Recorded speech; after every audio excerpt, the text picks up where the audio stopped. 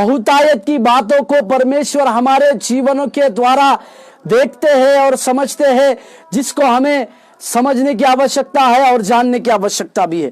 प्रभु के पवित्र नाम की महिमा और प्रशंसा होने पाए। इस दीनता के विषय में परमेश्वर की बातें, परमेश्वर की दया की बातें और परमेश्वर के अनुग्रह की बातों को हमें लगातार समझने की आवश्यकता है, लगातार इस बातों को जानने की भी आवश्यकता है।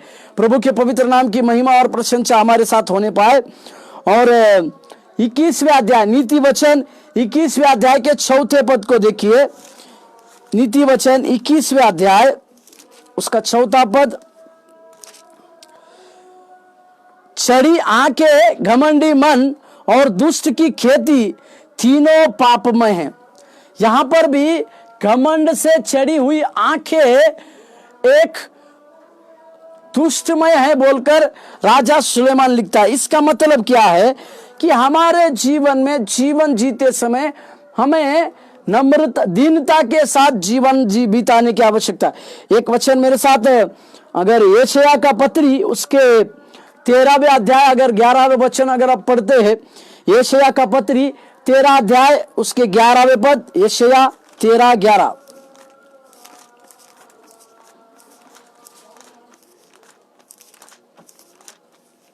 यशायाह का पत्री 13वें अध्याय उसके 11वें पद।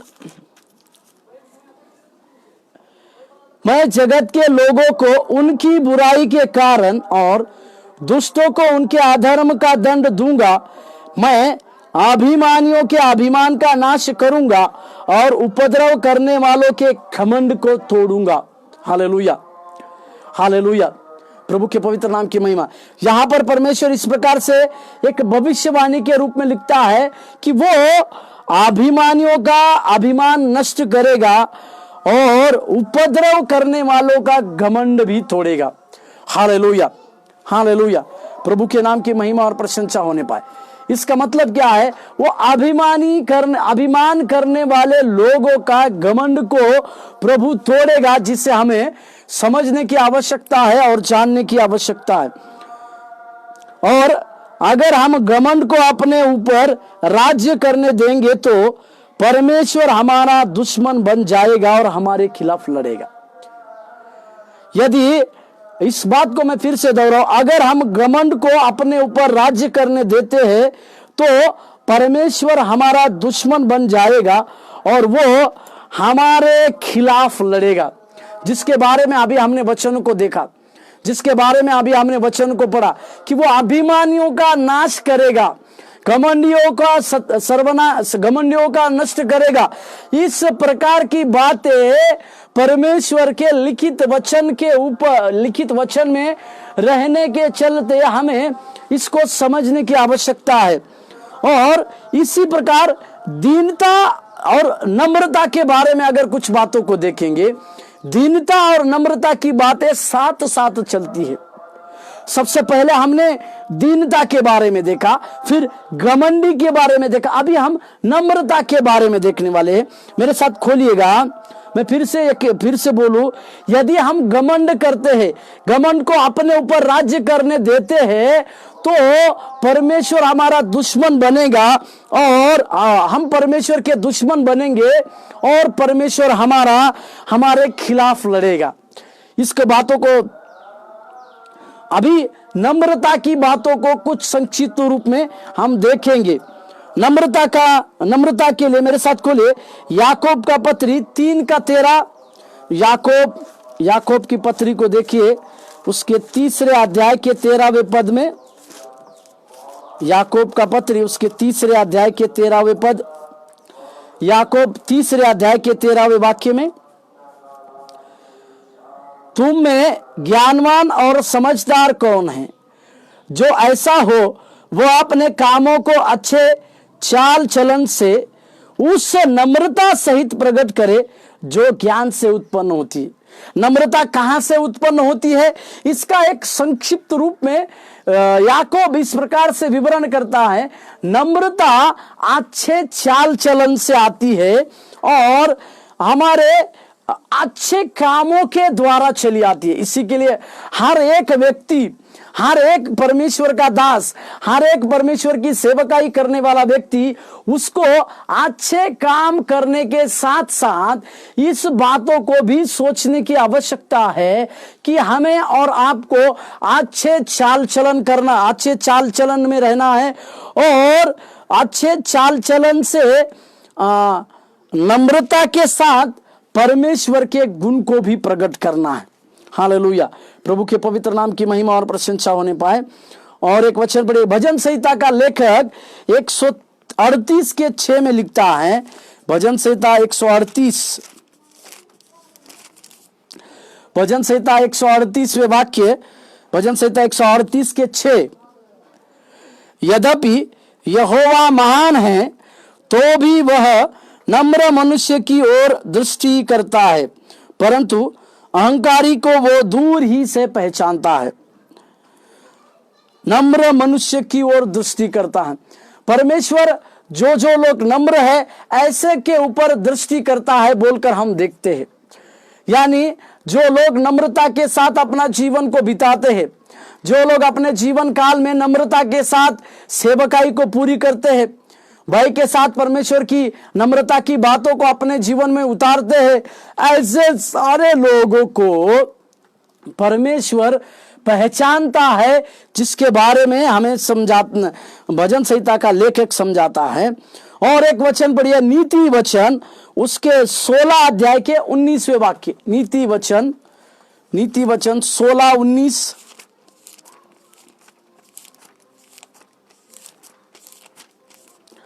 नीति वचन 16वें अध्याय के 19वें वाक्य।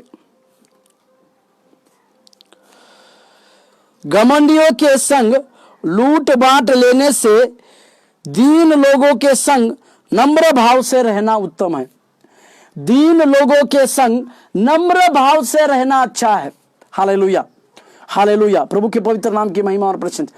किन लोगों से हमें हमें दीन लोगों के साथ नम्र रहना और भी अच्छा है। जबकि घमंडियों के साथ रहने से हमें कुछ लाभ नहीं हो पाएगा, परंतु यदि हम दीन लोगों के साथ नम्रता में रहेंगे तो हमें अवश्य लाभ होगा, जिसके बारे में राजा सुलेमान लिखता है। और एक वचन यशायाह नबी का पत्री उसके 57 के 15, यशायाह 57:15,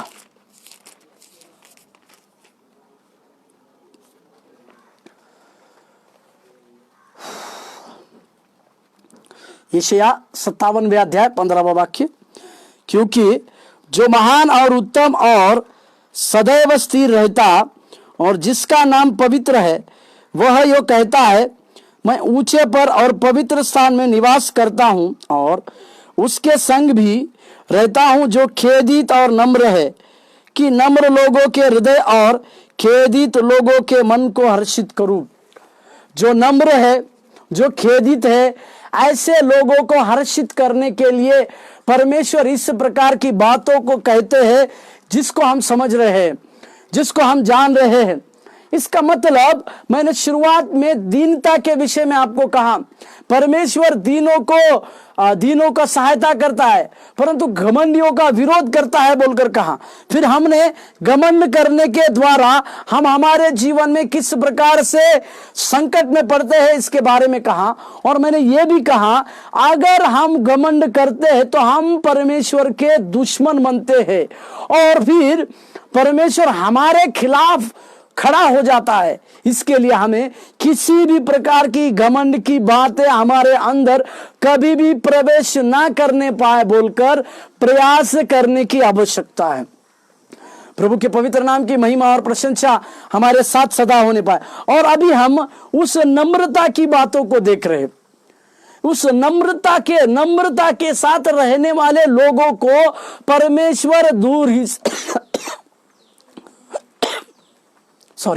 परमेश्वर दूर ही से पहचानता है बोलकर हम देख रहे और समझ रहे। और एक वचन यशायाह 66वें अध्याय के दूसरे पद, यशायाह की पत्री 66वें अध्याय दूसरा पद, यहोवा की यह वाणी है, ये सब वस्तुएं मेरे ही हाथ की बनाई हुई है, इसीलिए ये सब मेरी ही है, परंतु मैं उसी की ओर दृष्टि करूंगा जो दीन और खेदित मन का हो और मेरा वचन सुनकर थरथराता हो। यहां पर परमेश्वर किन लोगों की ओर दृष्टि करता है, तो उसमें दीन शब्द आया हुआ है, नम्र शब्द आया हुआ है, या खेदित जो है वो शब्द आया हुआ है। इसी के लिए हमें मन से दीन होना है, खेदित होना है, ताकि परमेश्वर हमारे ऊपर, परमेश्वर का ध्यान जाए। और मत्ती के 5वें अध्याय के, माफ कीजिएगा, मत्ती के 18वें अध्याय में एक वचन को पढ़ेंगे। मत्ती 18वें अध्याय 3 और 4। मत्ती 18वें अध्याय 3 और 4। और कहा, मैं तुमसे सच सच कहता हूं कि जब तक तुम न फिरो और बालक के समान ना बनो, तुम स्वर्ग के राज्य में प्रवेश करने नहीं पाओगे। जो कोई अपने आप को इस बालक के समान छोटा करेगा, वह स्वर्ग के राज्य में बड़ा होगा। हालेलुया। यहां पर प्रभु यीशु मसीह, जिसके बारे में मैंने अभी इसके बारे में मैंने थोड़ी देर पहले ही आपको कहा कि जो स्वर्ग के राज्य में बड़ा बनना चाहेगा, उसको नम्र होने की आवश्यकता है बोलकर परमेश्वर कहते हैं। और वे जब नम्र हो जाएंगे, छोटे बनेंगे, तो स्वर्ग के राज्य में ऊंचे उठाए जाएंगे। इसके बारे में लिखा हुआ है। और एक वचन पढ़िएगा, और साथ ही साथ नम्र लोगों के ऊपर परमेश्वर की कृपा बनी रहती है। जो लोग नम्र होते हैं उनके ऊपर परमेश्वर की कृपा बनी रहती है।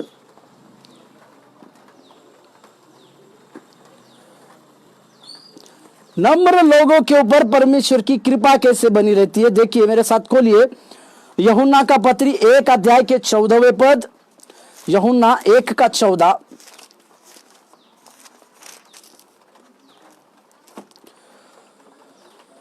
और वचन देहधारी हुआ और अनुग्रह और सच्चाई से परिपूर्ण होकर हमारे बीच में डेरा किया, और हमने उसकी ऐसी महिमा देखी जैसी पिता के एकलौते की महिमा। यहां अनुग्रह हुआ बोलकर हम देखते हैं। हमारे ऊपर भी परमेश्वर का अनुग्रह होने के द्वारा ही हम परमेश्वर के राज्य में प्रवेश कर पाए, उसके पुत्र के राज्य में हम प्रवेश कर पाए, और उसके पुत्र के लहू के द्वारा हमारे सारे अपराध, हमारे सारे पाप धोते हैं, और उसी के द्वारा परमेश्वर हमारे जीवन में बहुतायत से कार्य भी किया है, जिसे हम समझने की आवश्यकता है। और यूहन्ना का पत्री उसके पहले अध्याय 16वें और 17वें पद को अगर देखते हैं, यूहन्ना पहला अध्याय 16-17, क्योंकि उसकी परिपूर्णता में से हम सब ने प्राप्त किया, अर्थात अनुग्रह पर अनुग्रह। इसीलिए कि व्यवस्था तो मूसा के द्वारा दी गई, परंतु अनुग्रह और सच्चाई यीशु मसीह के द्वारा पहुंची। Hallelujah, hallelujah.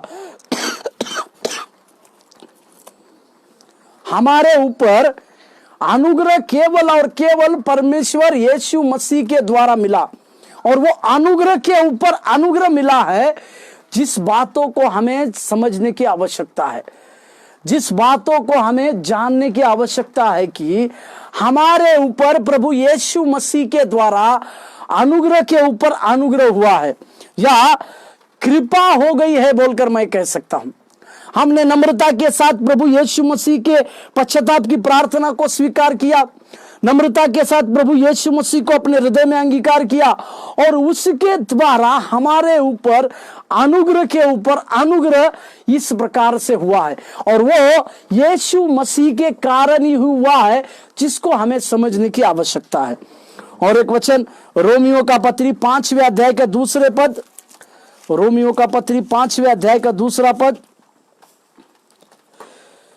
उसमें इस प्रकार से लिखा है, जिसके द्वारा विश्वास के कारण उस अनुग्रह तक जिसमें हम बने हैं हमारी पहुंच भी हुई, और परमेश्वर की महिमा की आशा पर घमंड करे। परमेश्वर यीशु मसीह के अनुग्रह के द्वारा हम एक ऐसी जगह में पहुंचे जहां पर हमें पहुंचने की आवश्यकता थी, और वो प्रभु यीशु मसीह के अनुग्रह के द्वारा मिला है, जिसको हम समझे। और रोमियो का पत्री 5वें अध्याय 20 और 21, रोमियो का पत्री 5वें अध्याय 20 और 21वें पद, व्यवस्था बीच में आ गई कि अपराध बहुत हो, परंतु जहां पाप बहुत हुआ वहां अनुग्रह उससे भी कहीं अधिक हुआ है। कि जैसा पाप ने मृत्यु फैलाते हुए राज्य किया, वैसे ही हमारे प्रभु यीशु मसीह के द्वारा अनुग्रह भी अनंत जीवन के लिए धर्मी ठहराते हुए राज्य करे। यीशु मसीह के द्वारा अनुग्रह भी जो धर्मी ठहराते हुए राज्य करेगा। इसका मतलब दुनिया का इनकार करने और परमेश्वर के प्रति समर्पण, इन सबके लिए परमेश्वरीय सहायता जरूरी है। दुनिया से इनकार करना और परमेश्वर के लिए समर्पित जीवन बिताने के लिए हमें परमेश्वरीय सहायता जरूरी है। इसी के लिए हमें दीनता के साथ जीवन बिताने की आवश्यकता है, नम्रता के साथ जीवन बिताने की आवश्यकता है, और घमंड का विरोध कर हमें आगे बढ़ने की आवश्यकता है, जिसमें परमेश्वर हमारे जीवन की बातों को आगे बढ़ाने के लिए मदद करे और परमेश्वर की दया के साथ वो हमारे जीवन को चलाए। आइए अपने आंखों को बंद करें, इस समय प्रार्थना करें और अपने जीवन को परमेश्वर के हाथों में सौंपे। Thank you Lord, thank you Jesus, thank you Lord. धन्यवाद। सारे जहां में तुझ सा कोई नहीं, तुझको छोड़ कोई प्रभु है ही नहीं। घुटने मैं टेकू बस तेरे सामने, तू है मेरा प्रभु, तू मेरा पिता। Hallelujah, hallelujah, hallelujah, hallelujah, hallelujah, hallelujah. हो तेरी स्तुति और आराधना करता हूँ मैं तुझसे ये प्रार्थना। महिमा से तेरी तू इस जगह को भर, जो भी तू चाहे तू यहाँ पे कर। Hallelujah, hallelujah, hallelujah. स्वर्गीय परमेश्वर, दीनता और नम्रता के साथ आपके राज्य में बढ़ने के लिए हमें सहायता कीजिए प्रभु। साथ ही साथ प्रभु, घमंड की सारी बातें हमारे से दूर होने पाए। घमंड की सारी बातें यीशु मसीह के नाम से पूरी रीति से नष्ट होने के लिए हम प्रार्थना करते। तो अपनी दया दिखा, तो अपना अनुग्रह दिखा, तो अपने कार्य दिखा प्रभु, जिसके द्वारा परमेश्वर हम हमारे जीवन में और आगे बढ़ते जाने पाए प्रभु, तेरे कार्य होने पाए। आशीष दे और अनुग्रह कर, यीशु मसीह के नाम से मांगते, आमीन। प्रभु आपको बहुत आयत से आशीष दी। धन्यवाद।